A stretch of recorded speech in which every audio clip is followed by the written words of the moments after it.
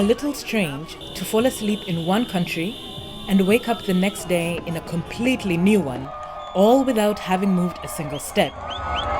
This was my experience on July 8th in Juba.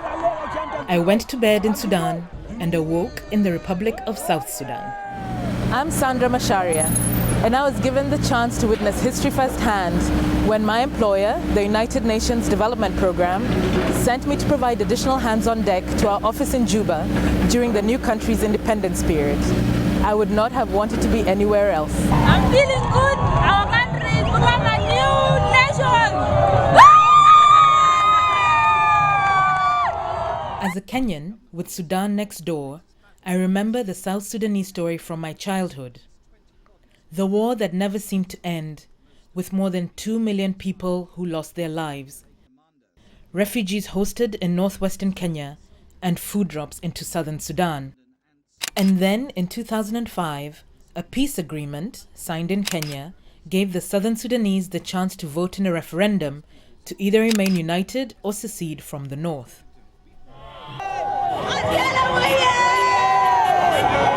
At 11 p.m. on Friday the 8th of July, we could already hear the celebrations going on in the streets outside.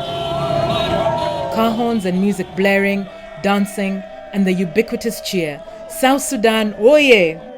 It was infectious. "Congratulations," we said. "And to you," was the response. It was hot, more than 35 degrees centigrade, on Saturday, 9th of July, the day the Republic of South Sudan became the newest country in the world. It was a 20-minute walk to the main celebrations venue in Juba, the Dr. John Garang Mausoleum grounds, named after the man who led the Sudan People's Liberation Army during the war and to the negotiating table. Garang was killed in a helicopter crash in July 2005. At the grounds, the crowds swelled. Women, men, the old and young. They were flag-waving, singing and dancing.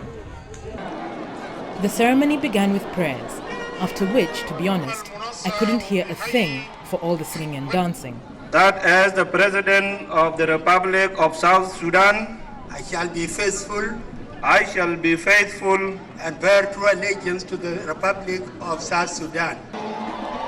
All of a sudden, a roar filled the grounds. The new country's flag was being hoisted up the 30-meter pole, and it slowly unfurled in the gentle breeze. The people of South Sudan now have to go about the business of building their country from scratch and setting up structures many of us take for granted. They now have a new country code, +211. They're rolling out their new currency. They're setting up an immigration department. And many more challenges lie ahead. Parts of the peace agreement are yet to be implemented, and they have some of the worst human development indicators in the world. Around 90% of adults are illiterate, and only 30% have access to basic health services. The South Sudanese have won their freedom at a very high cost. Many did not live to see this day. They deserve our admiration and support to build a credible state that can deliver the dividends of freedom, basic services, and peace. In a nutshell, a better life for the citizens of South Sudan.